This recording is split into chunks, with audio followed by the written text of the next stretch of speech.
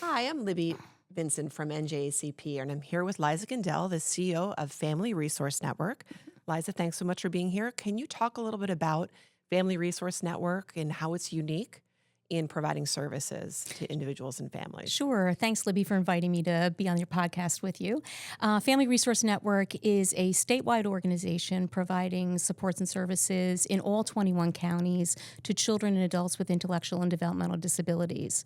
I think the youngest person we serve today is 3, and the oldest person's 85. Wow. And all of the services that we're providing are truly in the family's home or in the community directly.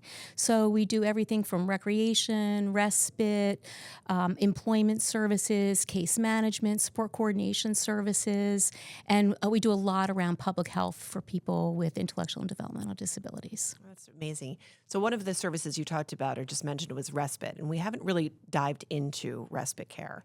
What is respite care? How does it work? And how is it so important to families and individuals? Yeah, I think it's one of the most undervalued services, and it really is kind of the backbone of what keeps the service system going. So respite gives families, caregivers, a temporary break from caregiving responsibilities. So people that have loved ones that are living with them, whether they're children or adults, are getting it might be a weekend, it might be a few hours, it might be a few days.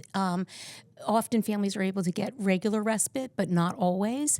And it's really what gives those caregivers a chance to recharge, refresh, perhaps spend time with other children or family members, maybe run errands and do shopping so that they can maintain their loved ones in their home with them, which is what they're choosing to do. So when you talk about respite care, does someone then come into the home and provide that service right in the home? Yeah, so sometimes the respite worker or the direct support professional comes into the home and provides that care, and the caregiver goes out or stays in. Sure. And other times the DSP will take that individual into the community. So it can look different. You know, when I talk about recreation programs, I talk mostly about the recreation part of it for the individual, but it also is providing a break for the caregiver. So it really is a respite program as well. Sure. Are there challenges in providing respite care? I mean, there's challenges in providing all services, but what's sort of a little bit unique to respite services? Sure. Well, finding direct support professionals is difficult, Sure. right? Across the spectrum. Across the spectrum, across the system. So low wages make it difficult to find and secure and sustain workers in those direct support professional roles. But there are other additional things. So on the children and the adult side, low wages and difficulty securing and sustaining workers is an issue. On the children's side, they're required to reauthorize for services every 90 days.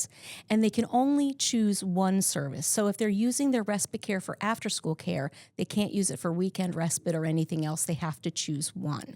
There's no flexibility in the system.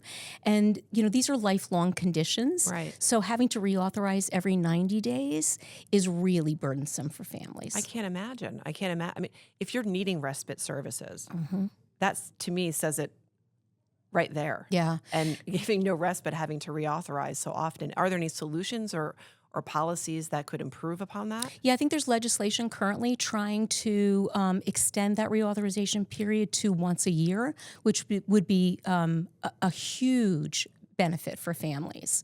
And I just want to say that, people that are serving in direct support professional roles really become members of families, right? So I think about Christine King, the only person at my organization who's been there longer than me. She's worked for us for 35 years with the same family, providing care and support. We need to bring Christine on, I think. The mom in that family, Kim, says that Christine is like a sister to her. I'm sure. Right? And then Debbie Sapienza, who's celebrated 30 years with us, supporting 2 individuals across all of those 30 years for that family, was a neighbor who became a paid caregiver and is supporting that family and is a member of that family. Of course. Yeah. Of course. What an extraordinary work that we do. And I'll say, as you know, NJACP is starting to provide advocacy in the children's system of care. So that's certainly a bill that we've noticed and are going to be getting behind. Great. It's an important initiative. And Liza, thank you so much for all that you do. Thank you for joining, and thank you for explaining about respite care services. So important. Thanks, Libby. The families deserve everything that we can provide to them. Absolutely. Thank you so much. Thanks.